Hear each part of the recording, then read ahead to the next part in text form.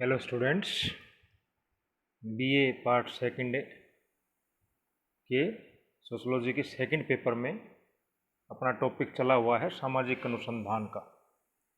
पिछले वीडियो में हमने देखा था सामाजिक अनुसंधान का अर्थ एवं विशेषताएं। उसका पार्ट 2 देखते हैं सामाजिक अनुसंधान की प्रकृति यानी नेचर ऑफ सोशल रिसर्च। पहले वाले में मीनिंग क्लियर हो गया होगा और आज वाले वीडियो में देखते हैं हम नेचर ऑफ सोशल रिसर्च यानी सामाजिक अनुसंधान की प्रकृति क्या है। इसका सीधा सा उत्तर है सामाजिक अनुसंधान की प्रकृति वैज्ञानिक है, लेकिन कुछ विद्वान ये मानते हैं कि समाजशास्त्र में जो सामाजिक शोध होते हैं वो अभी उतने स्तरीय या अप टू द मार्क नहीं है कि समाजशास्त्र जैसे नए नए समाज विज्ञान की प्रकृति को पूर्ण रूप से वैज्ञानिक मान लिया जाए, तो उसमें बहुत से विद्वानों को आपत्ति होती है। लेकिन ये अपन पहले भी कह चुके हैं और बीए पार्ट फर्स्ट में भी आप पढ़ चुके होंगे इंट्रोडक्टरी पार्ट में कि समाजशास्त्र एक विज्ञान है और विज्ञान अगर पूर्ण रूप से नहीं है तो विज्ञान बनने की प्रक्रिया में है। तो सामाजिक अनुसंधान की प्रकृति उसकी विशेषताओं से स्पष्ट हो जाती है, जो पिछले वीडियो में अपन ने देखा था कि उसका अर्थ और उसकी विशेषताएं जो मेन कैरेक्टरिस्टिक्स और मेन फीचर्स हैं सोशल रिसर्च की, उसे प्रकट होता है कि सामाजिक अनुसंधान की प्रकृति जो है वो साइंटिफिक है, वैज्ञानिक है। वो कैसे है वो प्रूव करना है कि सामाजिक अनुसंधानकर्ता जो है वो अपने अध्ययन को वैज्ञानिक ढंग से आयोजित करता है और चूँकि सामाजिक यथार्थ के बारे में अधिक प्रमाणित जानकारी प्राप्त करने की जो विधि है वो क्या है, वैज्ञानिक पद्धति, साइंटिफिक मेथड। और सामाजिक अनुसंधान में समस्या के चयन से लेके निष्कर्षों तक यानी सिद्धांत के निर्माण तक, प्रतिवेदन के प्रस्तुतिकरण तक पूरी की पूरी जो प्रक्रिया है वो वस्तुनिष्ठ होकर के गुजरती, वस्तुनिष्ठ होती है और वैज्ञानिक विधि का प्रयोग इसमें पूरी की पूरी प्रक्रिया में होता है, यानी चरणबद्ध तरीके से। इसलिए इसमें कोई संशय नहीं है, कोई संदेह नहीं है कि सामाजिक अनुसंधान की जो नेचर है, प्रकृति है, वो वैज्ञानिक है। क्योंकि हम वैज्ञानिक पद्धति को जानते हैं, जो इसमें अपने पहले 3 वीडियो बने थे साइंटिफिक मेथड को लेकर के कि व्हाट इज साइंटिफिक मेथड और साइंटिफिक मेथड के कौन कौन से स्टेप्स होते हैं, वैज्ञानिक पद्धति के चरण कौन कौन से होते हैं। तो अगर उन चरणों का अपन उपयोग करते हैं सामाजिक अनुसंधान करते समय, पूरे के पूरे चरणों को फॉलो करते हैं और एक उसी तरीके से हम सर्वेक्षण या अनुसंधान का कार्य करते हैं, उस कार्य को अंजाम देते हैं, तो ये मानने में कोई गुरेज नहीं होता कि सामाजिक अनुसंधान की जो प्रकृति है वो वैज्ञानिक है। कुछ ऐसी विशेषताएं हैं जो इसको वैज्ञानिक बनाती हैं और सामाजिक अनुसंधान की विशेषताओं का परिचय हम प्राप्त कर चुके हैं पहले वीडियो में। तो सामाजिक अनुसंधान की जो निम्नलिखित विशेषताएं हैं जो आप देखेंगे जो इसको वैज्ञानिक बनाती है। वैज्ञानिक दृष्टिकोण अनुसंधान के प्रमुख रूप से 2 प्रकार के दृष्टिकोण पाए जाते हैं। जब भी हम कोई सोशल रिसर्च करते हैं तो दृष्टिकोण 2 प्रकार के होते हैं, यानी कि पर्सपेक्टिव, साइंटिफिक पर्सपेक्टिव और ह्यूमनिस्टिक पर्सपेक्टिव। 2 प्रकार के दृष्टिकोण पाए जाते हैं, परिप्रेक्ष्य वैज्ञानिक दृष्टिकोण और मानविकी दृष्टिकोण। सामाजिक अनुसंधान का दृष्टिकोण जो है मानविकी न होकर के वो परिप्रेक्ष्य वैज्ञानिक होता है। ये केवल अपने को पहले वाले वीडियो में भी देखा था, व्हाट इज तक अपने आप को संबंधित रखता है, चूँकि इसलिए हम इसको पर्सपेक्टिव को वैज्ञानिक बोलते हैं। इसमें अच्छा बुरा, सही गलत, उचित अनुचित, पाप पुण्य, सुंदर कुरूप, अगड़ा पिछड़ा, हैं, गलत सही, धर्म पाप, ये इस बहस में अपन नहीं जाते, इस आर्गुमेंट में सामाजिक शोधकर्ता नहीं जाता है।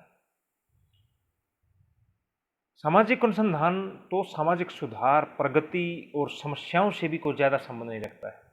सामाजिक अनुसंधान में वैज्ञानिक दृष्टिकोण का अभिप्राय इतना होता है कि जैसा आपने देखा फील्ड में, जैसा आपने अनुभव किया, वैसा ही प्रस्तुत कर दिया। इसी को हम वैज्ञानिक दृष्टिकोण कहते हैं। और ये उचित अनुचित, सही गलत, पाप पुण्य, धर्म कर्म और ये सब चीज़ें जो विचार आते हैं ना, ये मानवीय के परिप्रेक्ष्य के अंतर्गत आते हैं, जो कि सामाजिक अनुसंधान के अंतर्गत नहीं अपनाया जाता है।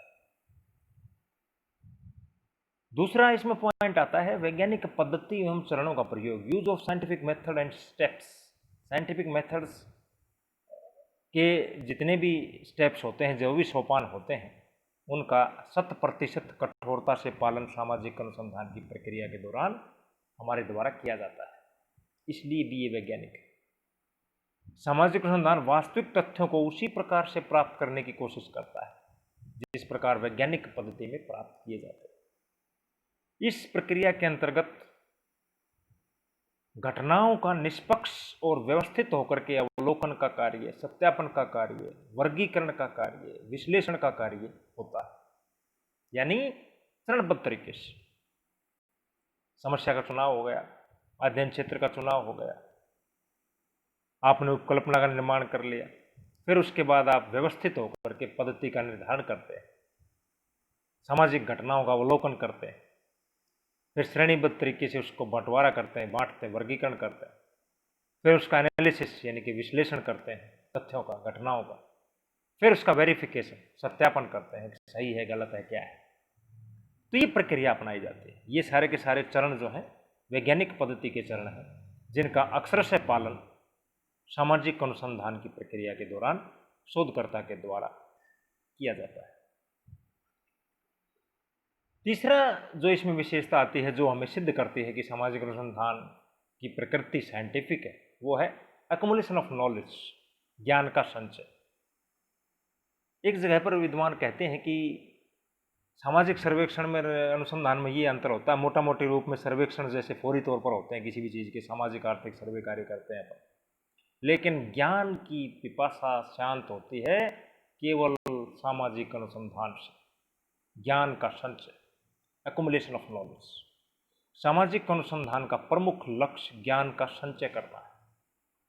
सामाजिक अनुसंधान सामाजिक संरचना, कार्यों, संगठन और घटनाओं के संबंध में हमें ज्ञान की प्राप्ति करवाता है। ज्ञान प्राप्त करते हैं किसके बारे में? सामाजिक जटिलताओं के बारे में, संरचनाओं के बारे में, संगठनों के बारे में, है ना, प्रकारों के बारे में, इनके बारे में हम ज्ञान का संचय प्राप्त करते हैं। सामाजिक अनुसंधान में उपकल्पना की जांच होती है, सिद्धांत के निर्माण की प्रक्रिया जो विज्ञान का विकास करती है वो चलती रहती है। विज्ञान का विकास कहाँ से होगा? जब सिद्धांत नए नए नहीं बनेंगे तो विज्ञान का आएगा। तो सिद्धांत निर्माण की प्रक्रिया चलती है सामाजिक शोध के अंदर, इसलिए भी सामाजिक अनुसंधान जो है वो ज्ञान का संचय करता है। गुडेम हार्ट लिखते हैं अपनी पुस्तक में कि व्यवस्थित ज्ञान का संचय ही तो विज्ञान है। ये विज्ञान की सरल से और लोकप्रिय परिभाषा है। विज्ञान क्या है भाई? विशेष ज्ञान, यानी व्यवस्थित ज्ञान का संचय ही तो विज्ञान है। इस आधार पर हम कह सकते हैं कि सामाजिक अनुसंधान जो है प्रकृति वैज्ञानिक है। पर घटना के कार्य कारण संबंधों का अध्ययन, जो सामाजिक घटनाएं होते हैं चूंकि जटिल होते हैं, है ना, उसके अंतर्गत हम जो है उनके कार्य कारण संबंधों का, कोज एंड इफेक्ट रिलेशनशिप्स का इसके अंतर्गत ध्यान रखा जाता है। घटना क्यों घटी, कैसे घटी, कहाँ घटी, कब घटी, क्या कारण है घटना के, क्या इसके कॉन्सिक्वेंसेस है, क्या परिणाम है, ये चिंतन चलता है सामाजिक अनुसंधानकर्ता के मन में और उसको वो अंजाम देता है प्रक्रिया। तो इसमें कोज एंड इफेक्ट रिलेशनशिप्स का ध्यान रखा जाता है। प्रतिनिधित्वपूर्ण निदर्शन का अध्ययन किया जाता है सामाजिक अनुसंधान में। Study through representative sampling, sampling एक पद्धति होती है जिसमें पूरे समग्र टोटलिटी का अध्ययन संभव नहीं हो पाता है पूरे अध्ययन में, तो अध्ययनकर्ता के द्वारा कुछ इकाइयों का चयन होता है वो पूरे समूह का प्रतिनिधित्व करते हैं। तो ये भी एक वैज्ञानिक पद्धति का चरण है, वैज्ञानिक पद्धति की टेक्निक है। सैंपलिंग एक लोकप्रिय चीज है जो प्रत्येक सामाजिक अनुसंधानकर्ता अपने थीसिस वगैरह के अंदर अपने जब शोध करते हैं उसके अंतर्गत सैंपलिंग का प्रयोग होता है। सैंपलिंग ये है कि उचित प्रतिनिधित्वपूर्ण होना चाहिए, ऐसा नहीं है कि बहुत ही छोटा ग्रुप ले लिया तो वो पूरे के पूरे समग्र का, यूनिवर्स का, उस समूह का, उस ग्रुप का रिप्रेजेंटेशन नहीं कर पाएगा। प्रतिनिधित्वपूर्ण निदर्शन के द्वारा अध्ययन होता है, इसलिए इसकी प्रकृति वैज्ञानिक। विज्ञान की जो अन्य विशेषताएं हैं इनके अलावा, जो अपन प्रमुख विशेषताओं का अध्ययन कर चुके हैं, जो विज्ञान की विशेषताएं, या दूसरे शब्द हम कह सकते हैं कि वैज्ञानिक पद्धति में इन चीज़ों का इस्तेमाल होता है और यही सामाजिक अनुसंधानकर्ता के द्वारा भी अपने सामाजिक अनुसंधान के दौरान अपनाए जाते हैं, इसलिए इसकी प्रकृति वैज्ञानिक, साइंटिफिक नेचर है। अब इसके अतिरिक्त कुछ और चीजें हैं, जैसे तार्किकता, अनुभाविकता, सार्वभौमिकता, वस्तुनिष्ठता, भविष्यवाणी या पूर्वानुमान, ये और विशेषताएं जो वैज्ञानिक पद्धति के अंतर्गत होती हैं और सामाजिक अनुसंधानकर्ता के द्वारा भी उनको अपनाया जाता है। तर्क का समावेश होता है। तार्किकता की एक इसमें विशेषता होती है, आधारभूत विशेषता, कि सामाजिक अनुसंधान की पूरी जो प्रक्रिया है वो तार्किक होती है। इसमें ये नहीं कि भी घटनाओं को ऐसे ही जैसे आंखों देखी चीज़ों के ऊपर और कानों सुनी और आंखों देखी चीज़ों के ऊपर विश्वास जो है कई बार हो जाता है, नहीं भी होता है। जब तक आप उसको तर्क की कसौटी पर नहीं कस लेते हैं तब तक आप किसी भी घटनाओं को देखने मात्र से उसको विश्वास में नहीं लेके आते हैं। तो कोई भी सामाजिक घटना या कोई सामाजिक समस्या के बारे में अपन शोध करते हैं तो उसके पीछे तर्क को देखते हैं, लॉजिक, रैशनैलिटी या लॉजिक जो है वो सामाजिक अनुसंधान के अंदर एक महत्वपूर्ण विशेषता के रूप में सामने आती है। अनुभाविकता, इंपीरिकल स्टडी, ये एक सामाजिक अनुसंधानकर्ता के द्वारा अपने अनुभव के द्वारा क्षेत्र में जाकर के जो प्राथमिक तथ्यों का संकलन करता है, प्राथमिक जानकारी वहाँ के सूचनादाताओं से ग्रहण करता है, उस समस्या के बारे में वहाँ के निवासियों के क्या विचार, जो आपने अध्ययन का क्षेत्र चुना है और जिस पद्धति के द्वारा आप वहाँ जाते हैं तो तथ्यों का या आंकड़ों का या सूचनाओं का हम एकत्रीकरण करते हैं, तो संकलन, कलेक्शन ऑफ डाटा, और उस कलेक्शन के आधार के ऊपर जो आप उसमें कुछ अपनी तरफ से भी अपने ज्ञानेंद्रियों का प्रयोग करते हैं, जैसे आँखों का प्रयोग करते हैं, अवलोकन या सूक्ष्म निरीक्षण जिसको दूसरे शब्दों में कहें, घटनाओं का सूक्ष्म निरीक्षण भी करते हैं, तो सूक्ष्म निरीक्षण से आपका अनुभव जो है बढ़ता है। तो एक अनुभाविकता इसका एक बहुत बड़ा लक्षण है या विशेषता है जिसको अपन सामाजिक अनुसंधान की प्रक्रिया के अंतर्गत फॉलो करते हैं। सार्वभौमिकता, यूनिवर्सलिटी, सामाजिक अनुसंधान सार्वभौमिक प्रक्रिया है जो भाई उपकल्पना की सत्यता की जांच कर ली हमने, वर्गीकरण कर लिया, डाटाज का कलेक्शन कर लिया, उसका एनालिसिस कर लिया, प्रतिवेदन प्रस्तुत करते हैं तो एक सामान्यकरण की प्रक्रिया होती है, जनरलाइजेशन। वो जनरलाइजेशन जो है वो सामान्यकरण है और सिद्धांत निर्माण से पहले की स्टेज होती है, वो सार्वभौमिक होते हैं। वो सामान्यकरण की प्रक्रिया जो है वो प्रक्रिया है जो सिद्धांत के निर्माण में, थ्योरी बिल्डिंग की प्रोसेस में आगे काम आती है, और ये जो चीज़ें, ये तथ्य जो है वो सार्वभौमिक रूप से हर जगह लागू होते हैं, चाहे वो समाज कहीं का भी क्यों ना हो। एक इसके अंदर आता है भविष्यवाणी अथवा पूर्वानुमान करने की क्षमता। कई बार ये आरोप लगता है सोशल साइंसेज में विशेष करके कि आपके यहाँ समाजशास्त्र में शोध होते हैं उसमें भविष्यवाणी करने की क्षमता कहाँ से, और जो भविष्यवाणी या पूर्वानुमान नहीं लगा सकता वो उसका जो स्तर है वो वैज्ञानिक नहीं होता। इस मामले में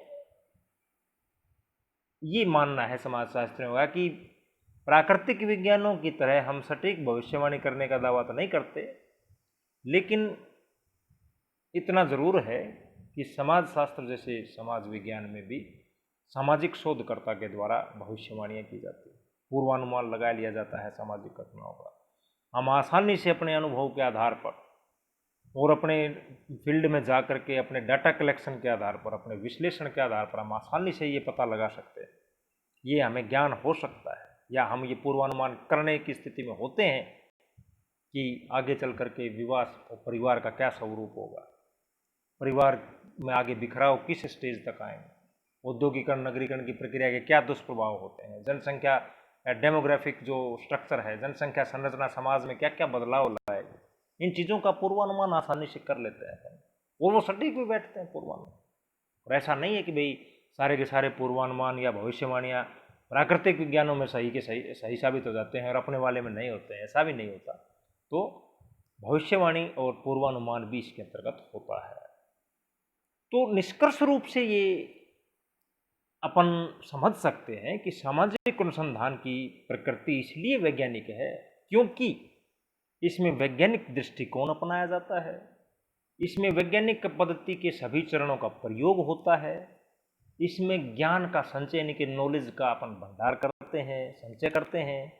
इसके अंदर वैज्ञानिक पद्धति की सभी विशेषताओं का समावेश होता है, जैसे तार्किकता, अनुभविकता, आपकी सार्वभौमिकता, वस्तुनिष्ठता और भविष्यवाणी करने की क्षमता आदि ऐसे तत्व हैं या ऐसी विशेषताएं हैं या ऐसी खासियत हैं जो सामाजिक अनुसंधान की प्रक्रिया में भी शोधकर्ता के द्वारा अपनाई जाते हैं।